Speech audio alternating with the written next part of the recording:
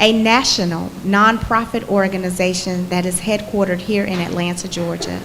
In its 34 years, Forever Family has provided services to over 40,000 children with a parent in prison.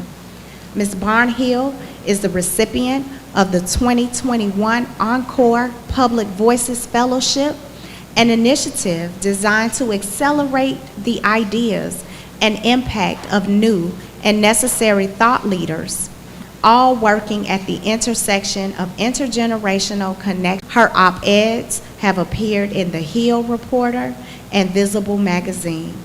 Ms. Barnhill serves on the board of the National Clearinghouse for the Defense of Battered Women, Women on the Rise, and of course, the Partnership for Southern Equity.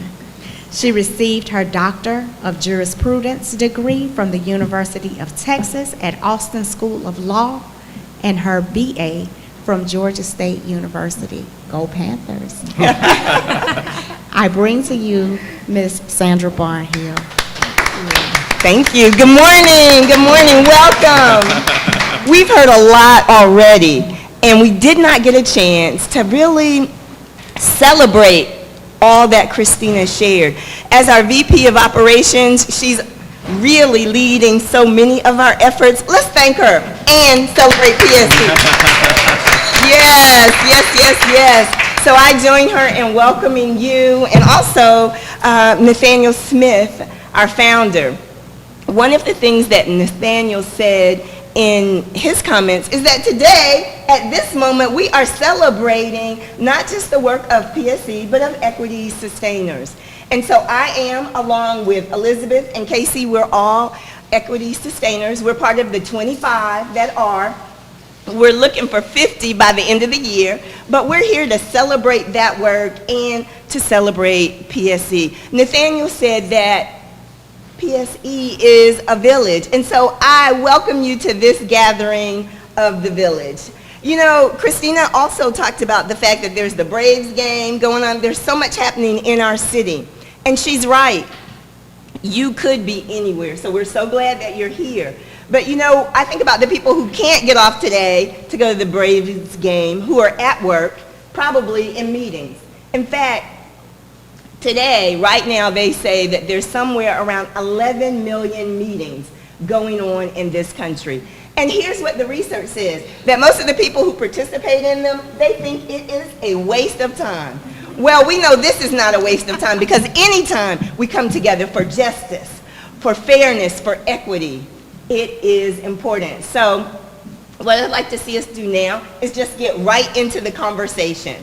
And I want to just sort of start out by saying that I am so glad that PSE has its mission, which is advancing racial equity and shared prosperity. And so I want to start this conversation off with Casey, who goes way back, all the way back to the days when PSE was called Equity Atlanta. And so, Casey, you've been around almost 15 years. You've given your time, your talents, and your money to the organization. Talk a little bit about what brought you to this village and why is it, the village of PSC, and racial equity so important to you? So, thank you for that. I think truly any time there is a person that is championing the cause like Nathaniel Smith, we have to really analyze what his motivations are and who they are. And so anyone who knows Nathaniel personally like I do knows that he comes from a civil rights and activist background and family, planted and supplanted in Atlanta mostly through the SCLC. Then we have to look at his mentors professionally. And I would be deeply remiss to not mention Hattie Dorsey, yes, who has operated as a mentor, a mother, and an aunt to many of us that have been involved in socioeconomics, affordable housing, equity issues, et cetera. So for me, I was associated with the movement or the mission just by being a friend of Nathaniel, and also Nathaniel, quite frankly, keeping me honest personally in terms of how we look at financing and developing affordable housing.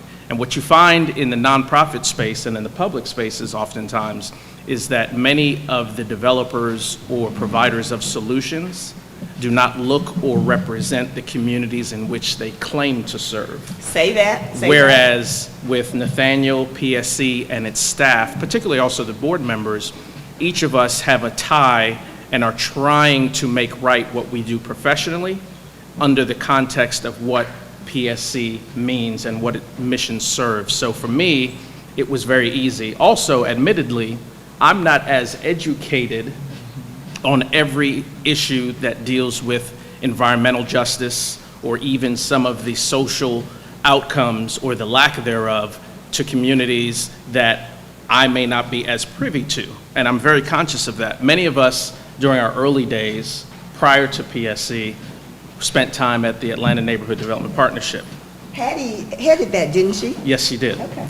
And what often we became aware of, and there's Hattie, Oh my goodness, yes. was we wanted to be very sensitive to when we're making decisions in a corporate office, that we also had context and meaning to the folks that we were helping to serve. And so by having this interaction with the community always was something that's very important, and I think is what really leads PSC and Nathaniel's work. So much of what you said, I mean, it resonated with me deeply. Elizabeth, come on in this conversation. Reflecting on what Nathaniel, no, you're not Nathaniel. Channeling Nathaniel. Yeah, channeling Nathaniel. Reflecting on what Casey said. Share with us what brought you here. Well, I'd say that I was somebody who was brought up to love all people, and kind of thought that I was doing my part by just doing that. And then I don't know, just something switched and said, you know what?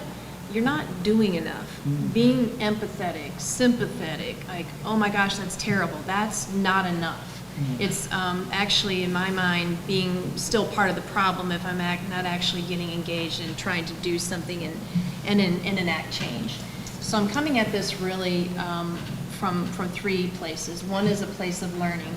I'm a white, privileged person. I am, whether I want to be or not. That is what I get. That's what I receive on a daily basis. Keep it real. So, right, I want to learn. I want to advocate for the community and for just what is right for human beings. And really, lastly, a place of allyship, because one of the things that I often hear that just gets under my skin is, well, it's the black community to fix the black community's problem. But it's not. It's me too. It's us as well. So I'm coming from a place of allyship, and you know, I have yet to learn so much more around what PSC does, but I feel so completely privileged in the good way to be here and to be serving along with all of these amazing people. Good. Great.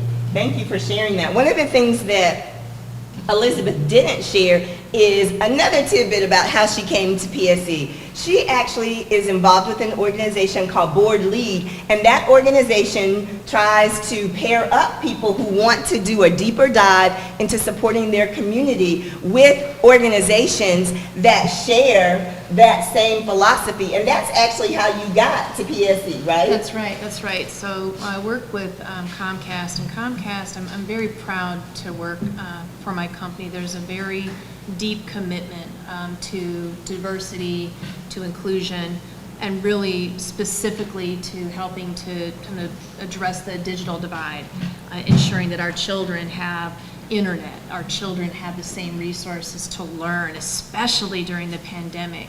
And so that sort of led me to search out what are organizations that I can get involved with that I can help with in that respect, and it led me here. I'm going to ask you just off the cuff question, KC. Sure.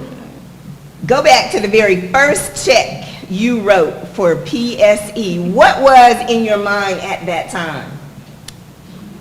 Okay, good question. I'm a coffee drinker, but not a Starbucks head like some in the audience. Or Me. So I thought, for the same cost for a cup of coffee or a refresher or a pastry, why not?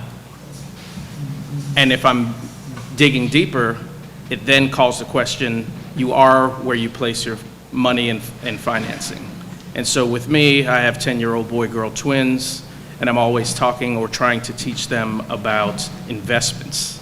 And so affiliations and investments are important. So we discuss in my household what organizations we volunteer and serve with, as well as what organizations we fund. So for me, it was just being a part of something that I'm serving my time with, talent, and now investing, I see it. And I'll be deeply remiss to not mention, while this is on the topic of equity, as it was mentioned earlier, this will be ultimately the space that we're sitting in will be PSC's headquarters. What is quite serendipitous is that when you look at the chain of title and history, these Peter Street buildings at one point in time served as a pawn shop and a place where the least of these pawned their assets in exchange for cash in an equitable manner. So you fast forward to 2021, and you have a social service and justice organization recreating equity in more ways than just social and civic and environmental. And so I find it quite serendipitous, while we're talking about sustaining equity on a personal level and growing our base, that PSC is truly living out what it means to be. Thank you for sharing that. You know, you can become an equity sustainer for as little as $10. And you can, make sure you can hear me, you can become an equity sustainer for as little as $10. And you may think that that $10 won't do a lot, but actually it will. If you haven't perused our website before, make sure you go there. Click on donate, look down at the bottom, and you see all of the ways that your money can make a difference. You know, we have a mistaken impression, Elizabeth, in this society that it's really the wealthy who give. And when we think of philanthropy, we think of them, right? When we think of the somewhere between $350 to $400 billion that's given, we think, oh, it's the foundations. Well, not really. They only give about 14%. And then we say, oh, no, it's the corporations. Well, Casey, not really. They only give about 5%. 81% of all of the philanthropic dollars come from people like you and me, individuals. So Elizabeth, when you hear that and you think about your own giving, what Casey has said, what would you say to someone who is thinking about contributing their money to PSC and becoming an equity sustainer? Well, I'd say firstly, especially for many of us, you know, work in corporate environments, and most corporations will offer matching for your gifts up to a certain amount. So even when you're contributing $10 a month out of your paycheck or whatever, many companies will double that. And so don't, you know, just consider the gift that you're giving, but also consider what corporations may do to match that, which makes a big, big, big difference. My feeling is once it's gone and going, you know that money is out there doing some good work, and it's just forgotten. I mean, $10, to your point, that really is like one cup of Starbucks coffee. Let's be real. Let's be real. The kind I get. Not even if you get a double shot. That's right. That's right. Thanks. Well, I really want us, before we sort of close this segment of the conversation up, to kind of think about what my grandmother used to say to me when she was in the kitchen cooking and taught me how to cook. And particularly it was around using salt, Hattie. She would say, a little goes a long way. And that is true if you think about your gift. Maybe it's 10, maybe it's 20, maybe it's $50 as an equity sustainer. That may seem like a little, but for PSC, it goes a long, long way. And we are so grateful to our equity sustainers and so very, very proud of each of you for joining us here in this audience. Well, my last question to both of you is this. If somebody gave you 1 minute, and I'm serious, 1 minute, to make a pitch for PSC and being an equity sustainer and going up for racial equity, what would it be? Yep, I'm coming to you, Casey. I'm at your door. All right, that's fair. In 1 minute, I would give context of where we are. We're in Atlanta. The Atlanta Braves parade will happen in a few hours. While most of us are co-signing on the celebration of the Atlanta Braves, how many of us truly are brave Atlantans? And I would say that PSC and its leader, Nathaniel Smith, has chosen to always promulgate and promote uncomfortable concepts or concepts that are spoken in private settings, but make it very public. And if you look at the diversity across our board, you will find the confluence of private sector leaders, nonprofit leaders, and public leaders. So I would say the pitch for PSC is, if you're willing to grow socially, morally, and also admit to what you don't know. You got 30 seconds, brother. That you don't know, become associated and affiliated with PSC as an organization of change. Awesome, powerful. Come on now, you got to follow that, Elizabeth. Well, I'm going to follow up on what KC said. I think if you're comfortable right now, you're not doing enough. That's right. If you're not having conversations they're just a little bit discomfort or uncomfortable, then you're not engaged in the right conversations. I think it's up to all of us, not just us, but also reaching out to our friends, our colleagues, and others who feel similarly, and bring them aboard. And this is the right place to do that. We have a lot of very engaged people for a very long time. How many years you've been doing this? Since the beginning. I don't My goodness, right? I'm a newbie to this level, and these guys are like heroes to me. I'm saying, let's have those conversations. Make sure we're engaging with people, telling them about what PSC does. Not like there's a commercial on TV every day that says this is there. You got to go seek and find. Thank you, and I think both of your comments really reflect what our board thinks. But as a moderator, I get my own license, so I'm going to exercise that. We're talking about, right, board members giving, but guess what? There's a high level of giving in the staff. So I'm going to turn to our VP of Operations, who herself is an equity sustainer. Christina, why do you give? I give because I wanted to be a part of something bigger. I felt like when I came to PSC, I'm a recovering bureaucrat, so I worked in local city government, and I love the work that I do, but I felt like it was important to be in a place where my heart and my head could coalesce, and I could invest my time, my talent. I give, my access, my influence, my resources to this organization so that I can help something grow. Like, I feel very humbled to walk alongside our leader and to see the work that he does, and to see the love in his heart and the passion that he has for the community. I write that check and I don't even think about it. And there is no better investment, because that's the word that I want to use. It's not a donation. It's an investment into building a legacy right here in this footprint in downtown Atlanta, a stone's throw from where I live, from the community that I grew up in and the community that I love. And so that's why I give.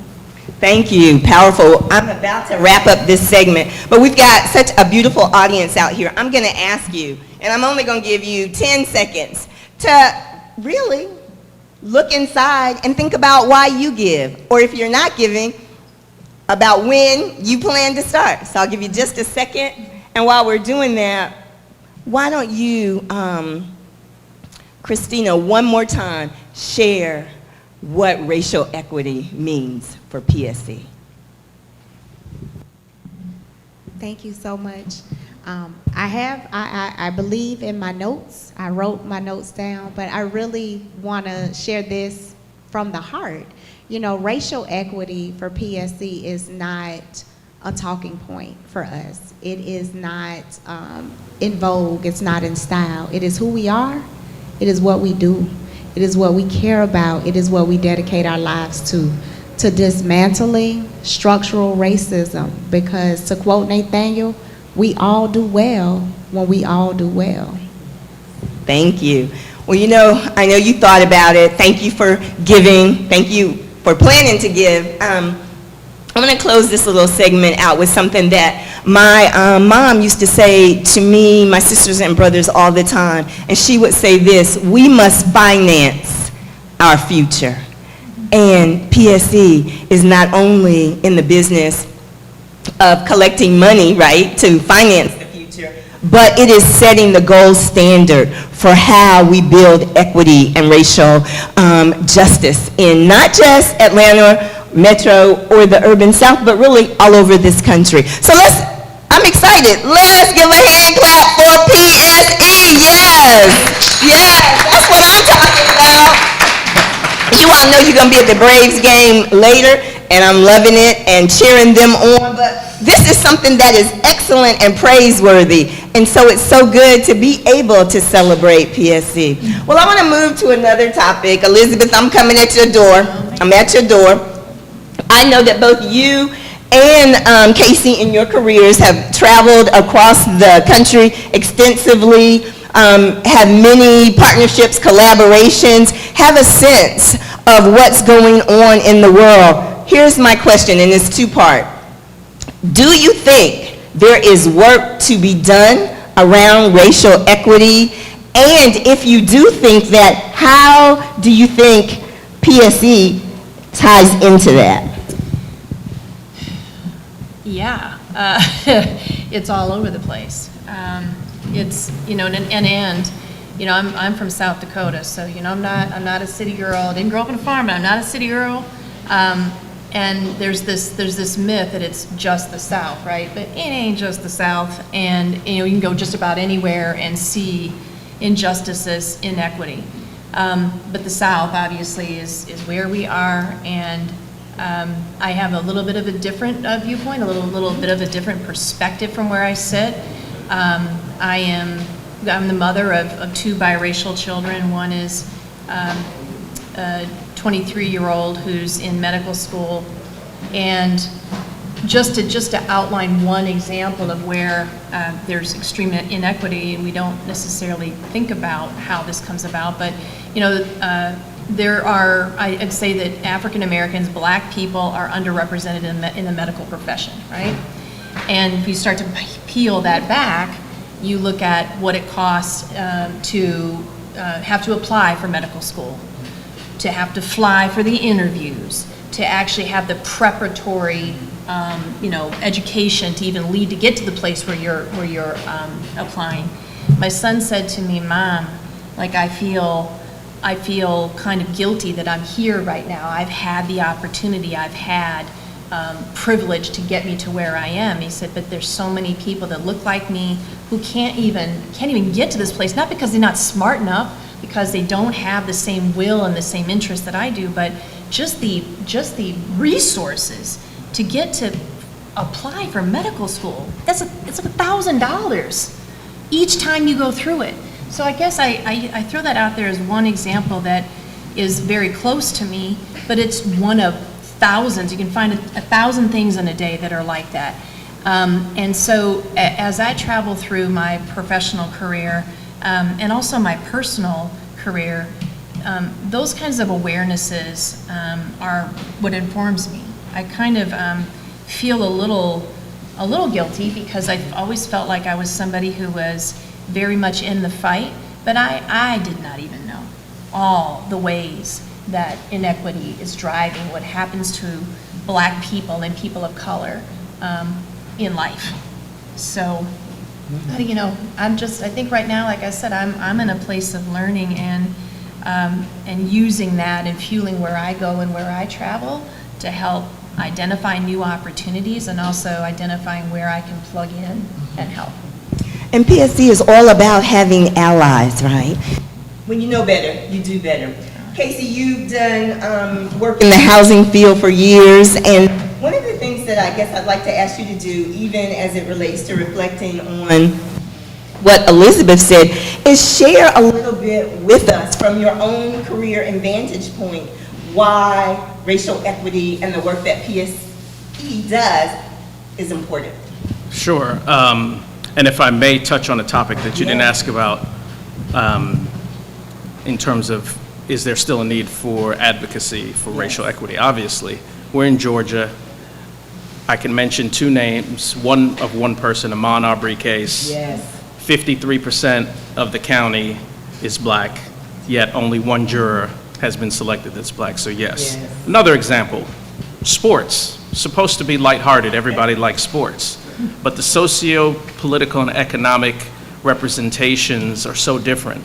It was found that Aaron Rodgers, quarterback of the Green Bay Packers, was not vaccinated and that he didn't come clean with his team. Regardless of where you feel on the vaccination issue, you translate or compare that to Kyrie Irving, a young black male who plays basketball, which is predominantly black, and see the treatment in media and how that could affect him being boxed out from the NBA and his economic ability to provide for his children and their children. So in terms of justice, there's so many layers, right? Now back to the housing piece. Having an ability to spend time in the nonprofit sector, public sector, and private sector currently in housing, one thing that has become abundantly clear, particularly with my time spent with PSC, has been how the built environment shapes the future and how the trajectory for the people who live in it. So all the policymakers, regardless what sector they represent, I said this before, often do not look like the communities in which they serve. And why does that matter? Because we see that many of the public housing and many of the housing that was built in the early 30s and late 40s were basically redeveloped from Army barracks that were all brick structures that didn't facilitate green space or shared space, and how that impacted children and their perspective and outcome.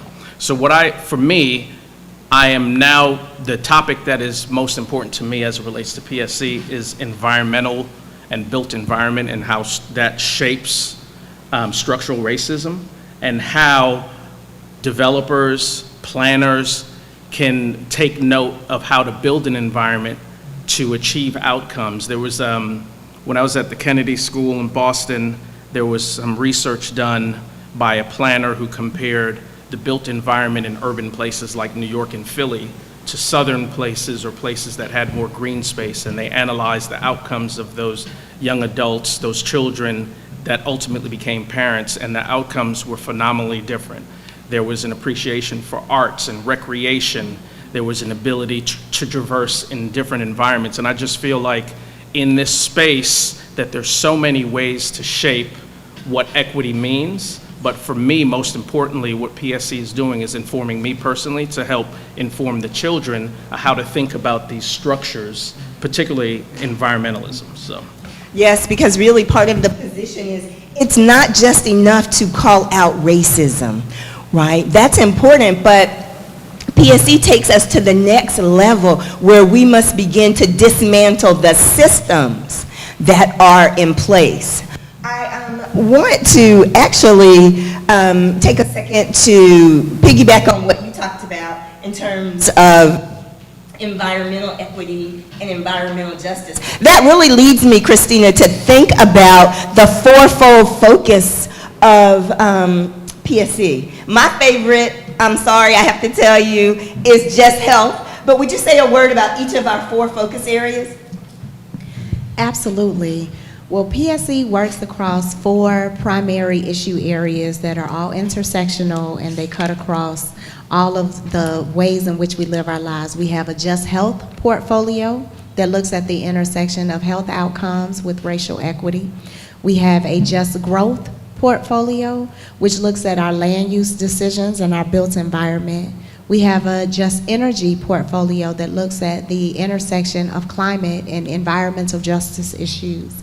And then we also have a Just Opportunity portfolio that looks at our economic inclusion and economic opportunities that we're providing for our residents. And so those four categories and four issue areas that we call them really work cross-functionally and intersectionally, because you can't care about one thing if you don't care about the other. So a lot of our work has been, collaborations between our different issue areas. So we're doing a climate change, health, and equity project that is funded through the Kresge Foundation.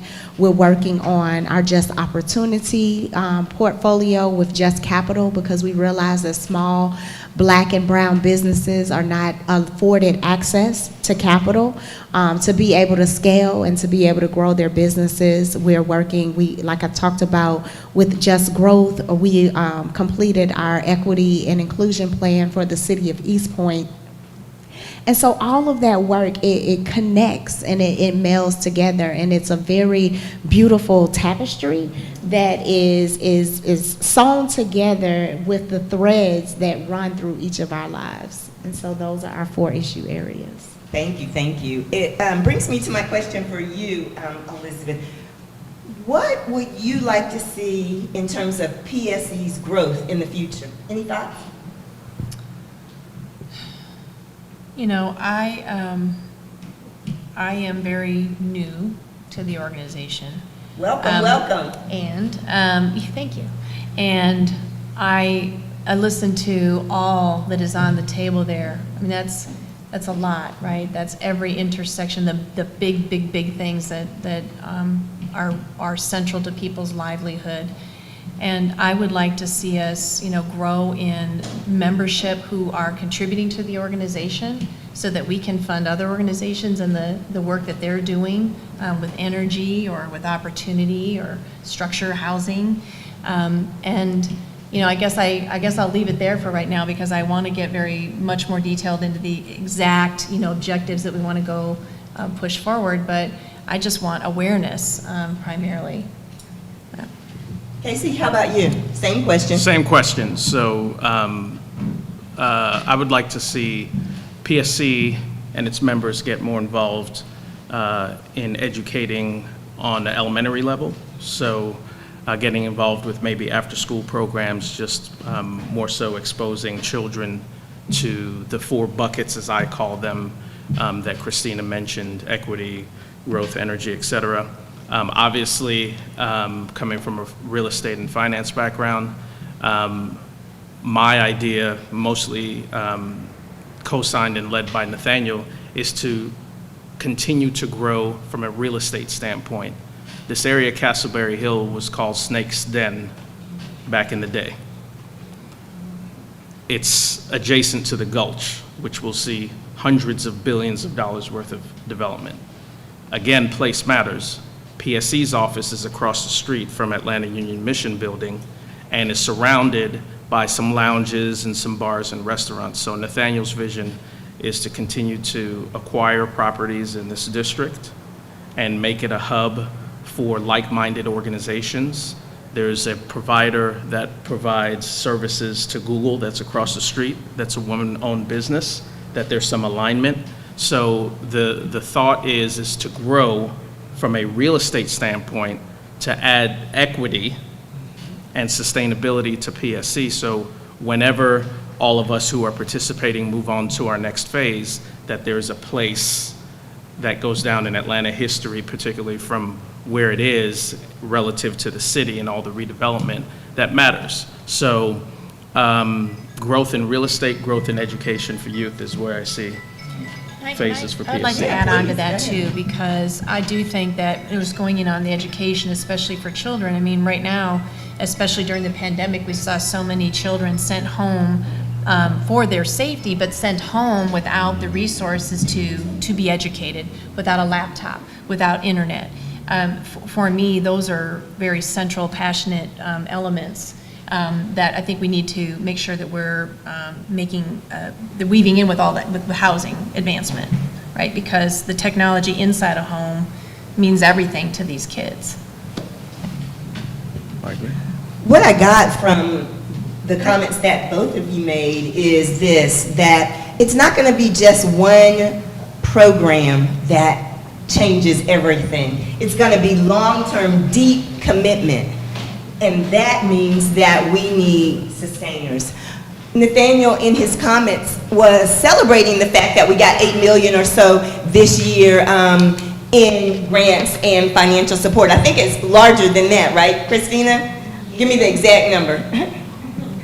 So we're on track to finish the year over $11 million. Yes, that's something to celebrate. That is something to celebrate.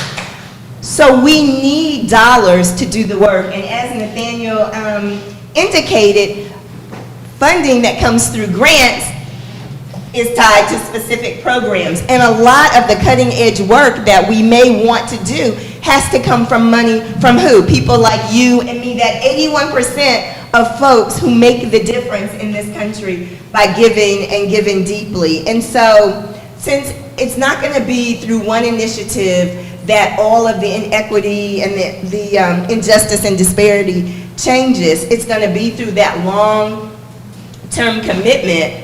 We need community residents. We need men, we need women who see a vision, the shared vision that we have with Nathaniel for all of our shared prosperity. So really, Nathaniel is just asking our dearest friends and supporters to join us on this road. We're in the village together whether we like it or not, but we can all be on the road together for justice and for equality. It has been an amazing time together with you too, Christina, this great audience.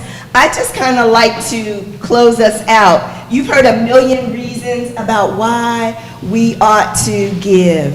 I'm honored to write a check as an equity sustainer, along with Casey and Elizabeth, Christina, and others. But I think the real thing that each of us must ask ourselves as we move toward the 50 equity sustainers that we want is this: if not us, who? If not now, when? Now is the time for people to become equity sustainers, to join our village, and move toward both that racial equity and that shared prosperity together. It's been a pleasure being your moderator. I'm going to give each of our panelists a second to say a closing word, and then we're going to end this great time. Let me start with you, Casey. Any final words? Final word is to join us. Yes. Choose to be uncomfortable. It's a period of growth for you personally and professionally. And there are many ways to join. There are several circles associated with the 4 divisions, or buckets as I call it, that are affiliated with PSC. And if you're uncomfortable, pull one of us aside and we can talk about our involvement and who we could pair you with. And again, we hope that this was inviting enough to become an equity sustainer. Yes. And I echo the same comments, but I encourage everybody to find find 2 other people that you can bring aboard, and those 2 find 2 more. It's small steps. Just find more people to have the conversation with. Not necessarily everybody who's already on board. Let's talk and educate other people to bring them into the fold. Thank you so much for joining us. If you're not an equity sustainer, we need you. If you are, like Elizabeth said, bring someone else along. It's for our future, and it's for our children's future. Enjoy the rest of your Friday. Thanks for coming. Thank you, son.